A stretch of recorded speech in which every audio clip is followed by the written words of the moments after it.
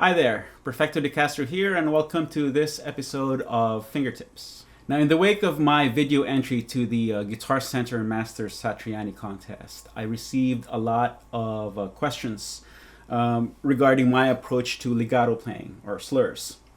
And as a way to say thanks for the immense support that you guys gave to my video, which has received over 3,500 views since I first uploaded it. I put together this little video lesson to show you how I approach legatos. And in this lesson, we'll talk about the mechanics, hand positions, and how it transfers to different instruments. So at some point in the video, I will switch to my classical guitar, and maybe I'll throw in an acoustic in there somewhere. Okay, so we'll get started. Now, first, let's talk about mechanics.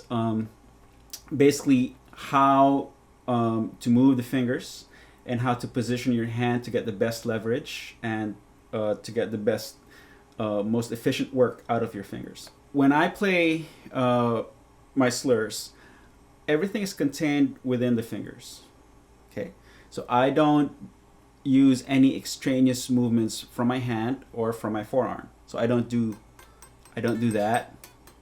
I don't do that, or I don't do this either. Okay, so everything is in the fingers.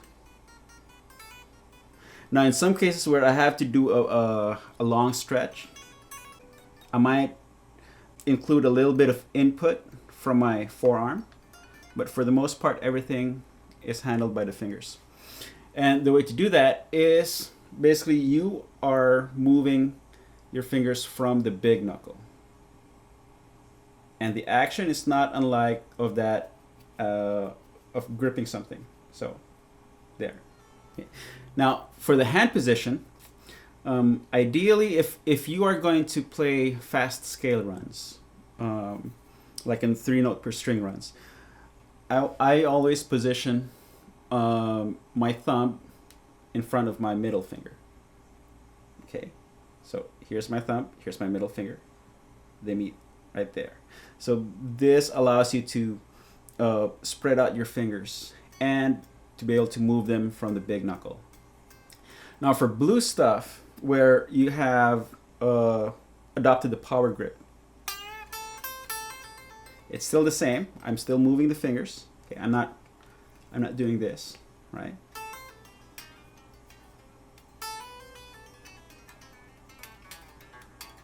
So everything is contained within the fingers. Now, as far as the grip goes, I try to play, to touch the string at the very fingertip. So to give you a better idea of where I actually touch the strings, I'm going to make a indentation on my fingers and hold it close to the camera.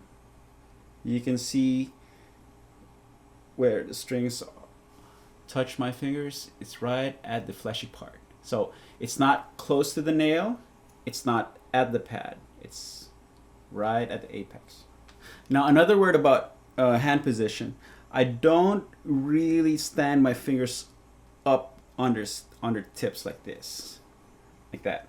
In fact, it's a little pulled back a little bit. Okay, this way I can just lean over with my index finger and mute whatever string is under.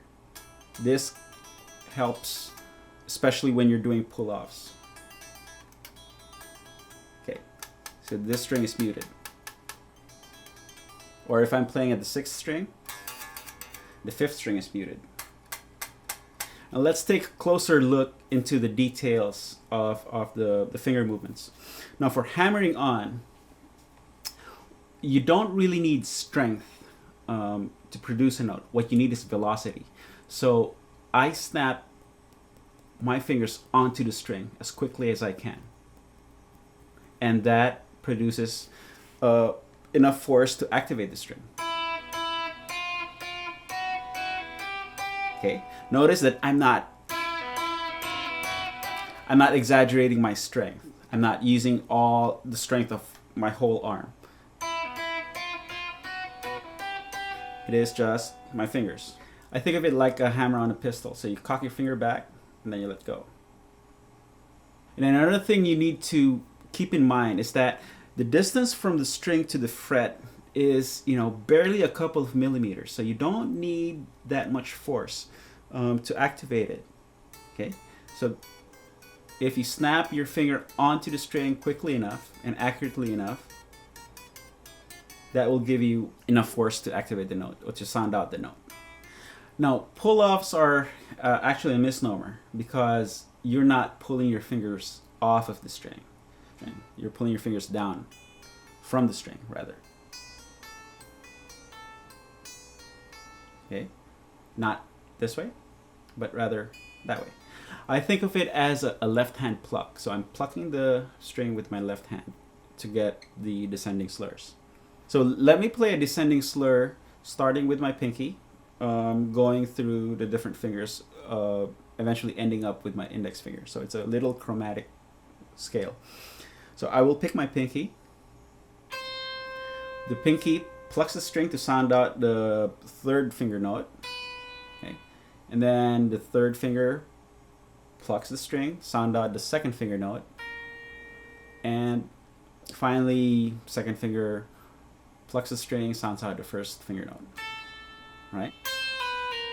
Now here's a really good exercise to reinforce the finger movements for legato playing. Line up your fingers on the second string, starting at the 5th fret. Right? Take off your index finger, and then with your index finger, hammer and pull on the 3rd string.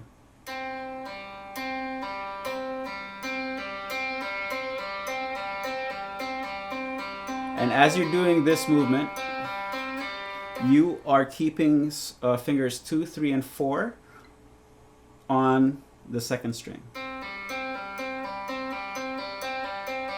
Okay, so maybe do 5 repeats of that. 1, 2, 3, 4, 5. And then place your index finger back to the 2nd string. Okay, let go of your middle finger and then hammer that onto the 3rd string.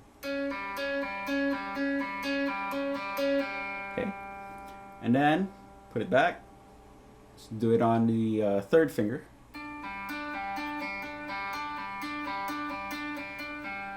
Now, the 3rd finger is actually the toughest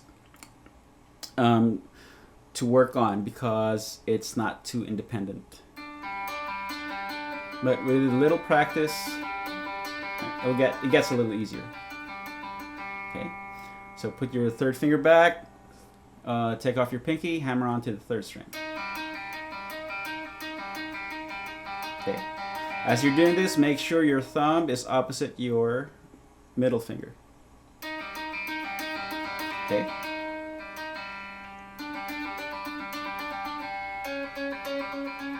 Just go back and forth. Okay. And you can do this on different string pairs. Let's say 5th string, hammer onto the 6th.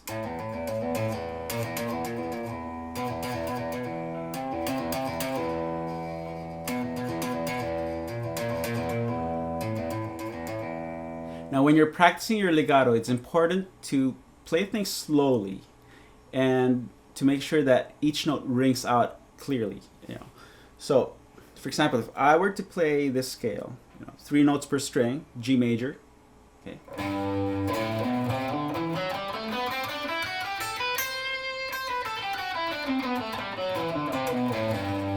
I'll play it at that tempo and making sure that each note rings out nice and loud.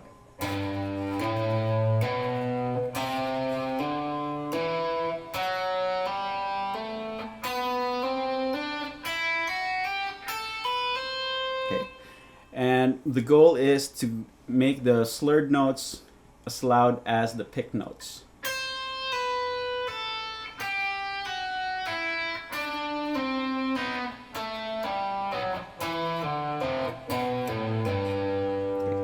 Also, take notice that even though I'm playing the scale at a slow tempo, I'm still snapping my fingers as quickly as I can onto the string. Okay. So this movement is independent from however fast you're playing a particular scale or a particular passage. Now, once you get proficient in this exercise, okay, and by proficient I mean having your slurred notes ring out loud and clear.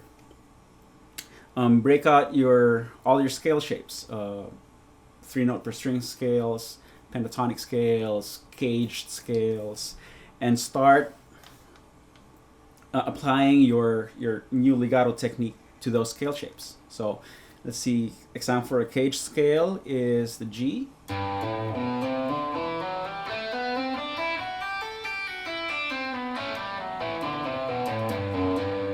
Right? 3-note per string scale.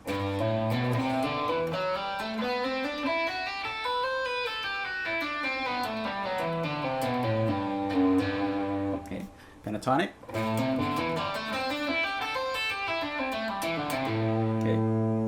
Now, in some repetitions, you may want to try to play the scale shapes with just the left hand, so that it reinforces, the technique.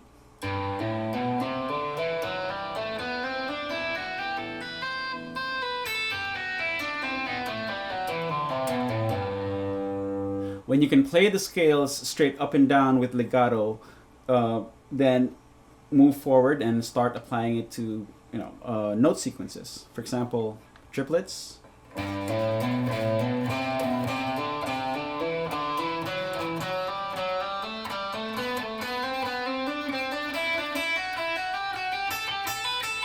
Or quadruplets.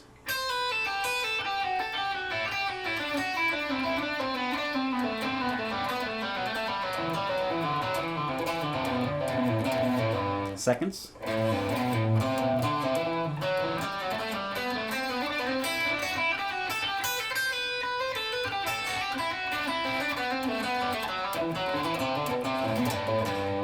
And to all the other scale sequence patterns that you know.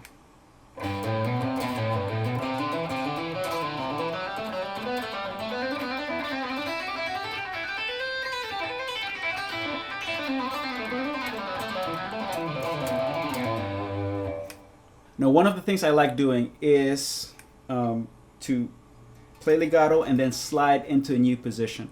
I like that slinky, slippery sound that it makes. So for this example, we're going to start on the B note, right? So pick, hammer, hammer, pull, pull. Then slide your index finger to the C note, which is the first note of the next 3-note group.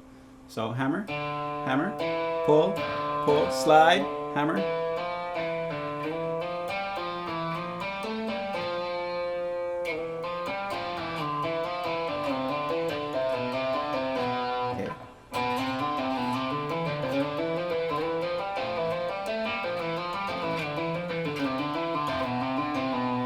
Up to speed.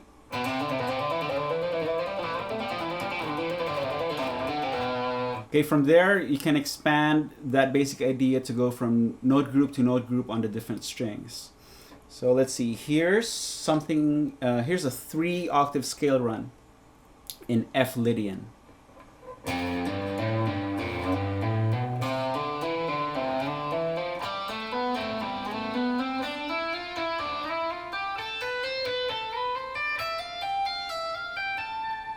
Okay, a little faster.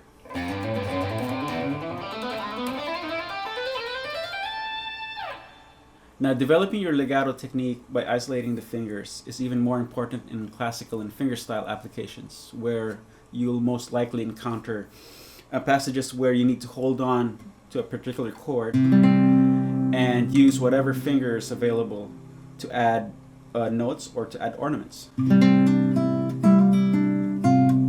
Right? So, for example, in that passage, I cannot call on my forearm or the meaty part of my palm to help me with that slur, because there's just no way.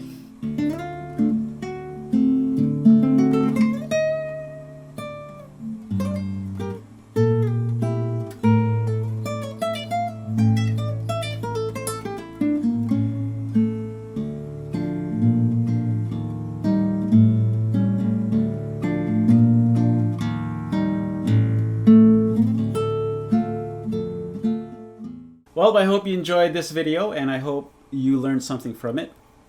And as always, if you have any comments, suggestions, please write them in the comments box below. Like my page on Facebook, follow me on Twitter, subscribe to my YouTube channel, or just check out my website.